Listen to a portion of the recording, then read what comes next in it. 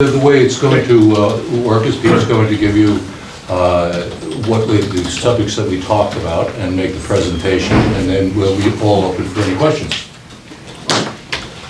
Well, first of all, Commissioners, we're an ad hoc panel of citizens who've been looking at challenges throughout the county. Certainly, you're no strangers to challenges. I'm going to get a little bit more on that a little bit later, but let me talk a little bit about the history and complexity of some of the things we've looked at.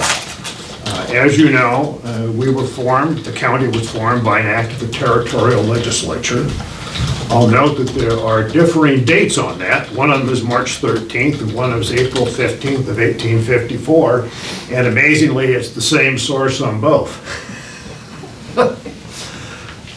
We started out pretty small. 1854, this is pre-Civil War days. The first U.S. Census took place in 1860. And I'm going to remind you again, this was pre-Civil War days, so I'm going to use some terms that we don't necessarily use today.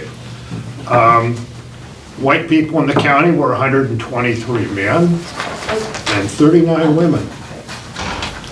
There were no free coloreds, again an 1860s term.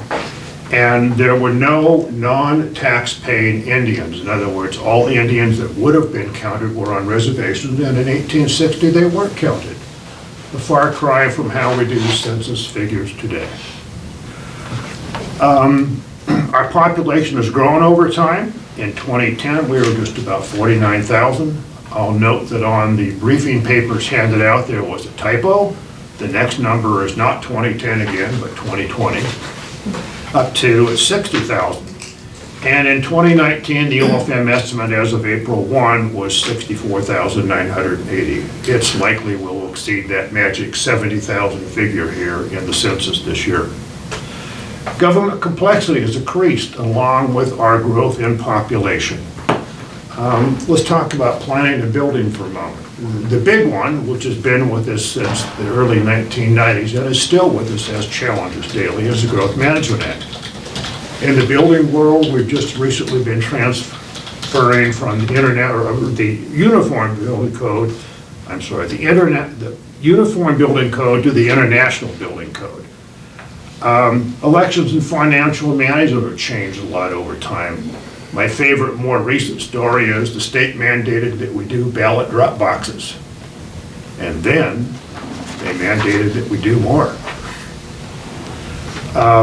In the financial world, the budget accounting and reporting system was put by the state. I lived through part of that change, and it was a great and positive change in terms of how local government accounting took place.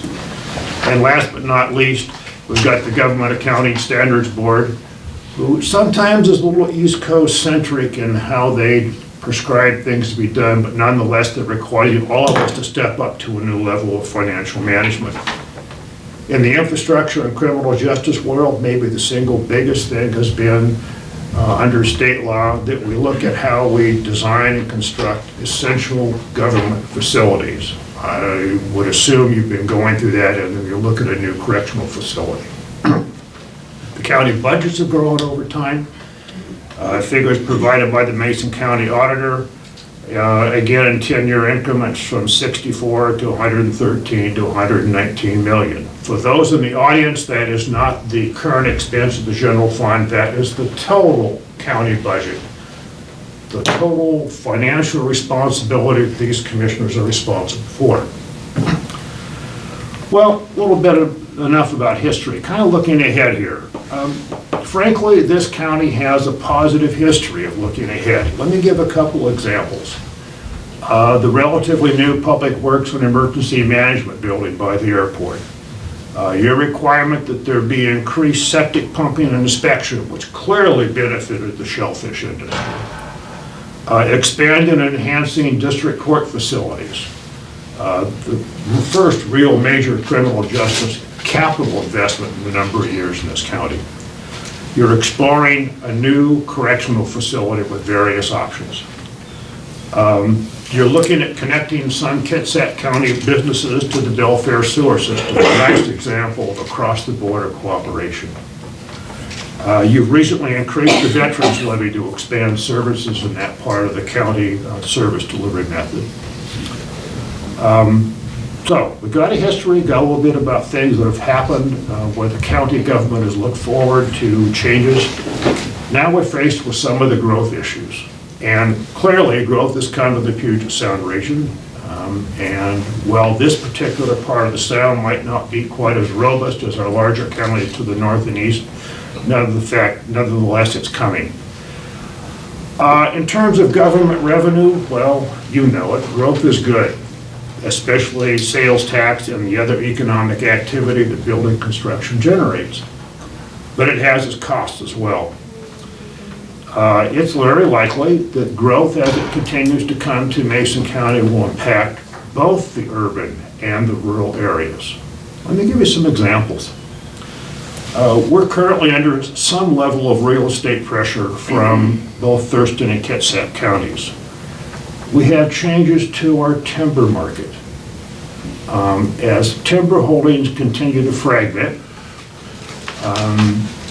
from going to forest to building lots, and we also have fewer forest jobs, especially due to the fact that the age cohort, my group, boomers, are retiring, getting out of the woods, and yet they're not being replaced in the same numbers by younger folks due to mechanization. Big challenges for us. We've had challenges to the fish and shellfish industry, some of it continuing. Let me give you an example of one that comes along with growth. Clear back in 1996, scientific studies determined that as soon as you developed and paved over about 15% of your land area, coho find it very, very hard to survive. So one of the state's responses to that, as well as some local governments, is to increase stormwater management so that we don't have that negative impact on salmon or salmonids, as well as other shellfish. We have the strong prospect of Kitsap County putting a rapid ferry into place. And when that happens, the north part of the county, the Belfair urban area, will be within an hour's commute of Seattle, which makes it very attractive for some people to live here and work there. Well, this all kind of comes down to how do we maintain our quality of life. There are a number of ways to address that. We've been looking at some of these issues, and in particular, as it notes, we've been looking at a potential way, a different way of looking at how the county is governed. We're not going to dwell on that today. We're going to note that we have another group, the League of Women Voters, who has recently sent all of you an invitation to a meeting. And we're here to encourage you to join with us at that League of Women Voters meeting later in the month on Tuesday, March 17th at Liberty College. That's our short briefing. I just want to say again, we've got a marvelous history. We have an increasing complexity in our local government, and we have had and will continue to have challenges that local government must address. And we think the League of Women Voters Forum is a great place to start looking at how we might step into the future. Thank you. It's very short, very brief. Yeah, I'd like to emphasize just a little bit that this is a kind of a growth experiment or experience that we'd very much like everybody to travel along the same path. There's of all new things and all new ideas, there's a certain level of resistance just baked into the cake in human nature, and it's impossible to take that out. But and we talked about this at great length. You know that we've had several meetings amongst ourselves to see how best to approach this. And we wanted to approach this as a team, because there's a lot about this change or potential change that we don't know. And we're not sitting here saying we should do that or we should do this. But I think change being inevitable, we should all go on this journey together to explore And I was really, really pleased that the two commissioners have already decided that they were going to take a look at the available information that's going to be imparted during the League of Women Voters. We're going to be there as a learning experience also.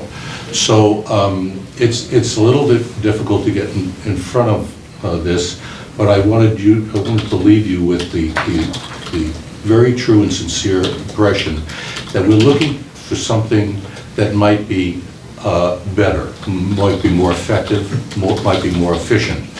And as we go down that road, there's going to be questions, there's going to be obstacles, and there's going to be some concerns.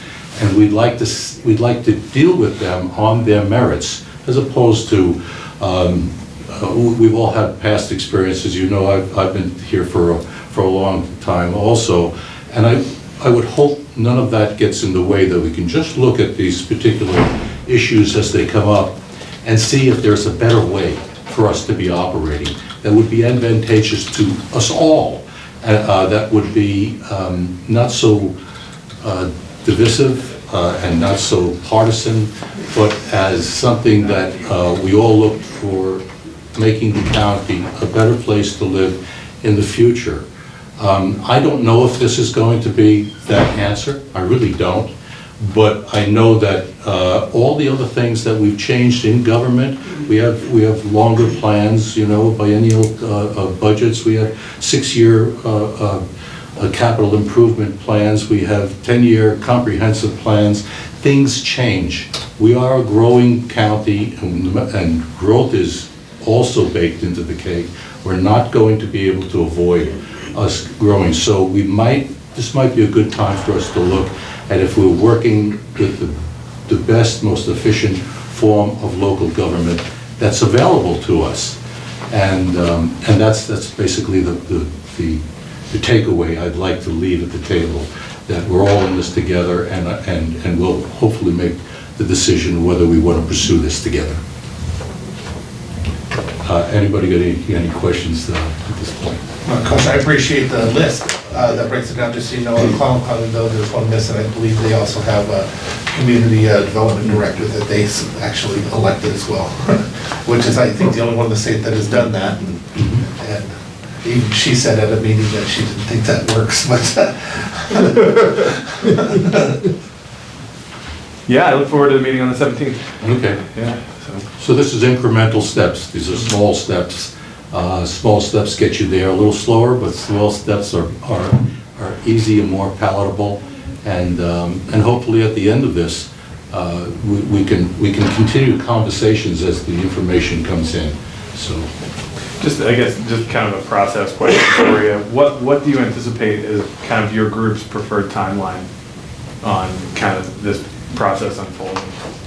I mean, I think ultimately you'd have to, if you're going to go through the home rule process, there would have to be freeholders, and you know, what do you kind of envision on that? a former auditor, that would Well, be- we're anticipating to have the freeholder position on the ballot in November. That would be our ideal. So, are you asking about the whole process of? No, I just wanted to know when you would Yeah. want to come back to us with, you know, or when you would anticipate having something on the ballot. Yeah, a request otherwise, because the other option is you go out and get signatures and do it all that way, so. Yeah. The meeting on the 17th, I think is just really going to fill in a lot of the blanks. There are a wealth of information. Eric Johnson is the executive director of WASAC. I think you all know him. He is going to give an overview of home rule. And then we have Nan Hendrickson is driving up from Clark County. They're the most recent county that became chartered. And she was the chair of the freeholders. She's going to explain the processes and responsibility of the freeholders. And then we have Norma Jean coming down from Clallam County, and they've had charter since 1976. And she's currently on their Charter Review Commission. She's going to talk about the processes and responsibilities there. So Nan Hendrickson will be speaking about the freeholders and everything that's involved there. So I would think after the meeting, that probably in a couple weeks, after that, we'd like to sit down and get some specifics on getting this prepared for Do you have get it on the ballot. Do you have a draft ballot resolution? We will have a sample, but when we come back, and So there's nothing to review? that's correct. Yeah, okay. Yes. So March 17th at Olympic College at 1:30, or noon. At noon. That's correct. Yes. Okay. We hope you all can make it. I think It's in our calendar. It's in mine. Yeah. Okay. Thank you for your time. Yeah. Thank you. Thank you.